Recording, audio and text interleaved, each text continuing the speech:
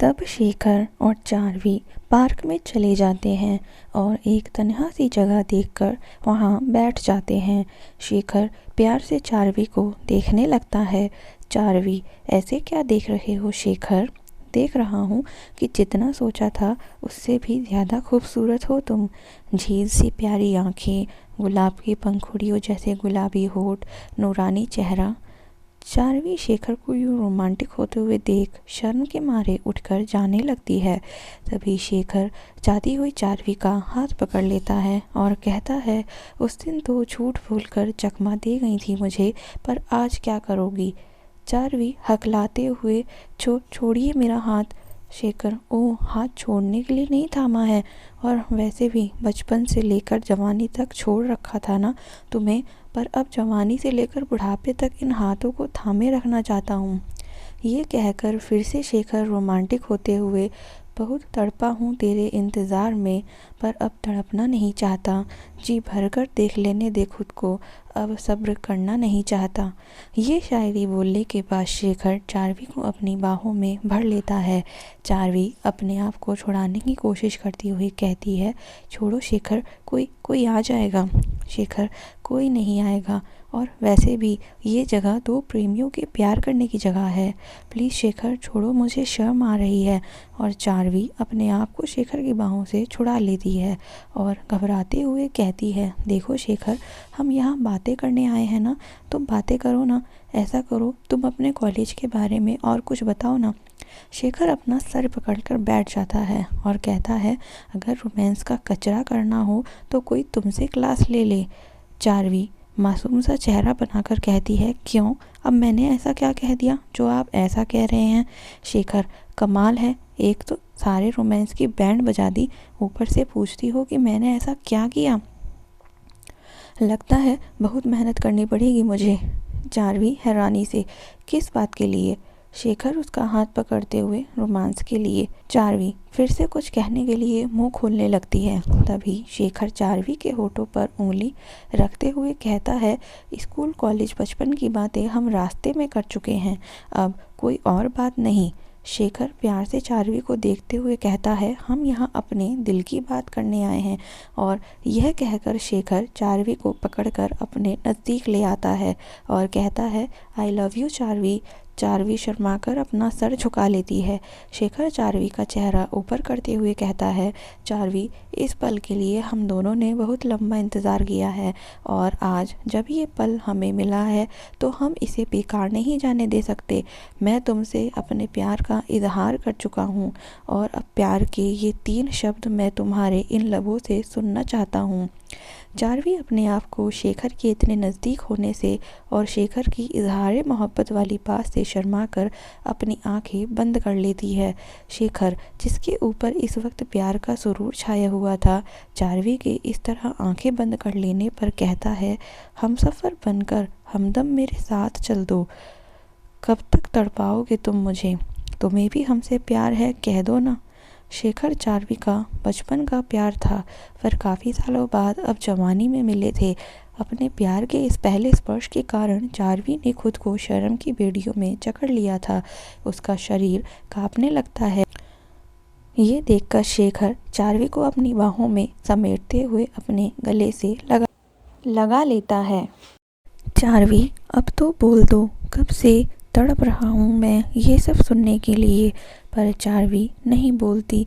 तब शेखर चार्वी को अपने गले से हटाकर हल्की सी नाराज़गी दिखाते हुए कहता है, ठीक है चार्वी, नहीं बोलना चाहती तो मत बोलो, मैं अब जिद नहीं करूँगा। शायद तुम्हें मुझसे प्यार नहीं है, चलो घर चलते हैं, कहकर जाने लगता है।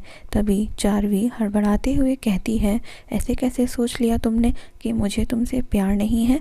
I love you Shekhar. Shekhar मुस्कुराते हुए पलटकर चार्वी को देखते हुए अपनी बाहें फैला देता है। चार्वी दौड़कर शेखर के गले लग जाती है। शेखर भी चार्वी को अपनी बाहों में कस लेता है और कहता है, I love you so much Charvi. Charvi, I love you too Shekhar. दोनों एक दूसरे की बाहों में लिपटे हुए प्यार में खो जाते हैं। कुछ पल बाद चारवी शेखर के सीने पर छूट मूट के मुक्के मारते हुए शिकायत भरे अंदाज में कहती है, बहुत खराब हो, मुझे छोड़कर जा रहे थे। शेखर चारवी के चेहरे को अपने दोनों हाथों में लेकर उसके माथों को चूम लेता है और फिर मुस्कुराते हुए कहता है, मैं तो तुम्हें छेड़ रहा था, हमारा साथ जन्म जन्म का साथ है। मैं मर तो सकता हूँ पर तुम्हें छोड़ नहीं सकता। चारवी शेखर के ऐसे बोलने पर उसके मुंह पर उंगली रखते हुए कहती है, शेखर तुम्हें मेरी कसम, ये मरने वरने की बात आज के बाद कभी मत बोलना, मैं जी नहीं पाऊंगी तुम्हारे बिना। ये कहकर चारवी शेखर के गले लग जाती है। दोनों मिलकर अपने सपनों की दुनिया में खो जाते हैं। 2 साल बाद अमर की कार बड़े से बंगले के अंदर पहुंचती है। वॉचमैन ने उसकी कार को देखते ही गेट खोल दिया था। वह पूरे रुआब के साथ चारवी को साथ लेकर अंदर पहुंचा, जहां हॉल में ललिता गोयनका बैठी थीं। अमर के साथ लड़की को देखकर ललिता जी बोली, अमर कौन है यह लड़की? मम्मी, ये चारवी है, चारवी अमर गोयनका, आपकी बहू। क्या कह रहे हो तुम, होश में तो हो? हाँ मम्मी, मैं पूरे होश में हूँ। अब यह मेरी पत्नी है। जिस लड़की की वजह से इतना सब कुछ हो गया, उस लड़की को तुम अपनी पत्नी बनाकर ले आए। मैं इस लड़की से नफरत करती हूँ, इसे मैं कभी अपनी बहू नहीं मान सकती, इसीलिए इसे अभी इसी वक्त यहाँ से दफ़ा करो। नहीं मम्मी, चारवी मेरी पत्नी है, हमने कानूनी रूप से बाकायदा शादी की है और अब ये यहीं रहेगी, कहीं नहीं जाएगी। अमर, मैंने हमेशा तुम्हारी हर जिद पूरी की है, यहाँ तक कि तुम्हारे लिए तुम्हारे पापा से भी लड़ जाती थी, पर मैं तुम्हारी इस हरकत को कभी एक्सेप्ट नहीं करूँगी। मेरे मना करने के बावजूद भी अगर यह लड़की यहाँ रही तो मैं तुमसे कभी बात नहीं करूँगी, ना ही तुम्हें कभी माफ़ करूँगी। यह कहकर गुस्से में ललिता गोयनका वहाँ से चली जाती हैं। अमर चारवी का हाथ पकड़कर अपने बेडरूम में ले जाता है। रात के 9 बज रहे थे। अमर उसे कमरे में छोड़कर चला गया था। चारवी के कानों में अमर के कहे शब्द गूंज रहे थे, यह मेरा बेडरूम है और आज से तुम यहीं रहोगी।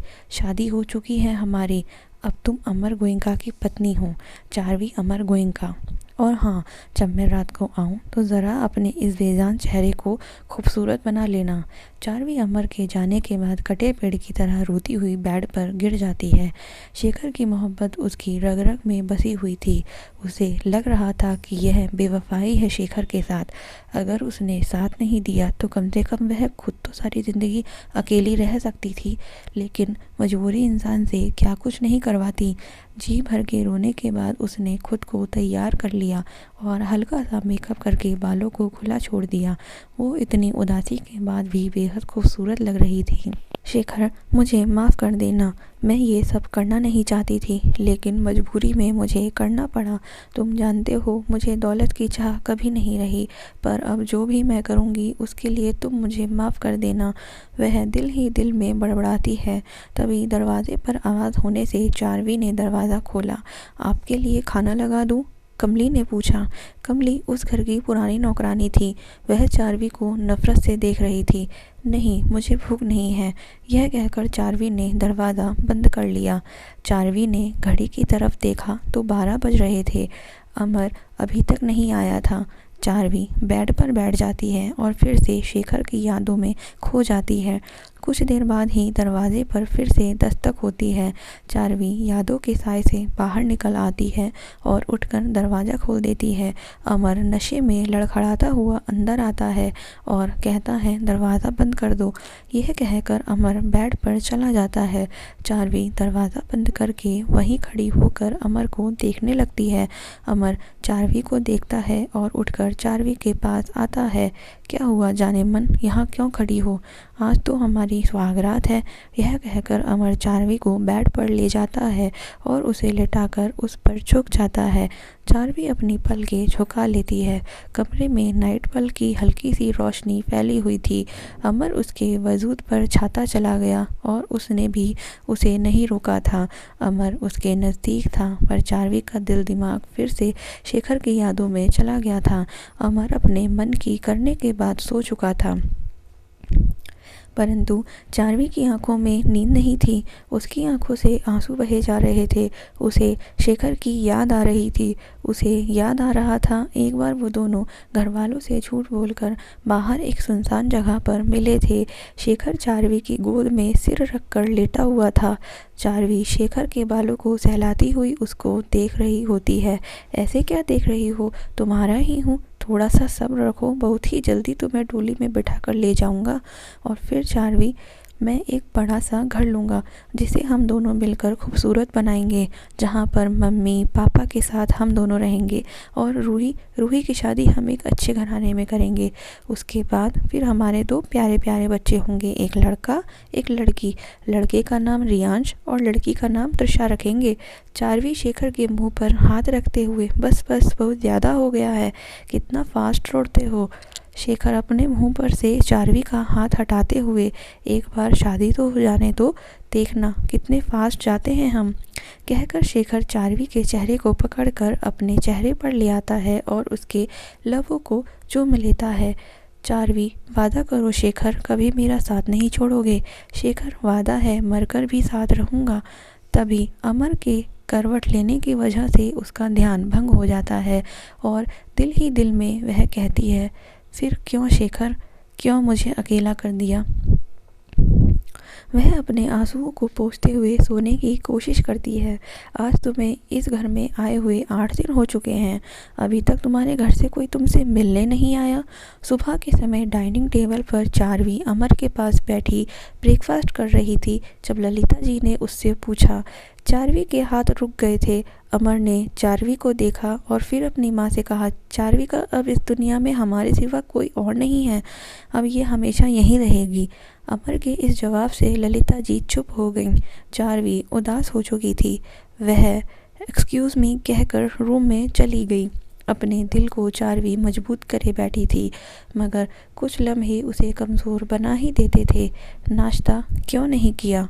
अमर ने रूम में आने पर पूछा। मुझे ज़्यादा भूख नहीं थी, जितनी भूख थी उतना खाना खा लिया था। वह अभी तक खुद को संभाल चुकी थी। अमर चार्वी को किस करके ऑफिस चला जाता है। अमर से शादी करने के कारण चार्वी ने अपने माँ बाप को भी खो दिया था। शेखर और अपने परिवार से अलग होने का गम उसे अंदर से तोड़ रहा था, पर फिर भी उसने बहुत सोच समझकर अमर से शादी करने का फैसला लिया था। अमर सुबह जाता तो देर रात ही घर लौटता था और ललिता जी भी चार्वी से ज़्यादा बात नहीं करती थी। वह उससे अभी तक नाराज़ थी। चार्वी ज़्यादातर समय अपने रूम में ही रहती। तन्हा रहने के कारण अतीत की यादें उसको घेरे रहती थी। काफ़ी रात हो चुकी थी, परंतु अमर अभी तक नहीं आया था। ललिता जी अपने कमरे में सो रही थी। अचानक उनके पेट में दर्द उठने लगता है। दर्द तेज होने के कारण वो चिल्ला उठती हैं। कमली शाम में ही कुछ दिन की छुट्टी लेकर अपने गांव चली गई थी। घर में चार्वी और ललिता जी ही थी। चार्वी जब ललिता जी की चिल्लाने की आवाज़ सुनती है तो दौड़ती हुई ललिता जी के कमरे में जाती है और देखती है कि ललिता जी अपना पेट पकड़कर ज़ोर ज़ोर से कराह रही होती हैं। तब चार्वी ललिता जी के पास आती है और पूछती है, माँ आपको क्या हुआ है, बताइए ना, क्या तकलीफ़ हो रही है आपको। मेरे पेट में बहुत तेज़ दर्द हो रहा है, ऐसा लग रहा है जैसे जान ही निकल जाएगी। कुछ नहीं होगा माँ, आपको मैं हूँ ना, मैं अभी फ़ोन करके अमर को बुलाती हूँ, फिर आपको डॉक्टर के ले चलेंगे। ये कहकर चार्वी अमर को फ़ोन लगाती है। फ़ोन की रिंग जा रही होती है परंतु फ़ोन नहीं उठता। इधर ललिता जी की हालत बिगड़ती जा रही थी। चार्वी उनकी हालत देखकर घबरा जाती है और अमर के फ़ोन न उठाने पर वह खुद ही बाहर जाती है और ड्राइवर को गाड़ी निकालने के लिए कहती हैं। तब चार्वी ललिता जी को ले जाकर ड्राइवर की सहायता से गाड़ी में बिठाती हैं और ड्राइवर से हॉस्पिटल चलाने के लिए कहती हैं। हॉस्पिटल में पहुंचकर चार्वी ललिता जी को एडमिट करवा देती है। डॉक्टर उनका ट्रीटमेंट करते हैं। डॉक्टर चार्वी को बताता है कि उन्हें अपेंडिक्स का दर्द उठा था, पर अब इंजेक्शन और दवाई देने के बाद अब उन्हें आराम है, परंतु दवाइयों के कारण वो अभी सो रही हैं। आखिर ऐसा क्या हो गया इन 2 सालों में जो चार्वी ने शेखर को छोड़कर अमर से शादी कर ली। आखिर क्यों सब चार्वी को नफ़रत की निगाह से देख रहे थे। क्या ललिता जी चार्वी को अपनी बहू स्वीकार करेंगी? अगर आपको हमारी आज की कहानी अच्छी लगी हो और वीडियो आपको पसंद आई हो तो प्लीज़ वीडियो को ज़रूर लाइक करें, साथ ही साथ कमेंट में हमें बताएं कि आपको कहानी कैसी लगी। एंड चैनल को सब्सक्राइब करना बिल्कुल भी ना भूलें, जिससे हमारी आने वाली और भी रोमांचक कहानियाँ सबसे पहले आप तक पहुँचें। तो आज की कहानी में बस इतना ही। Thank you.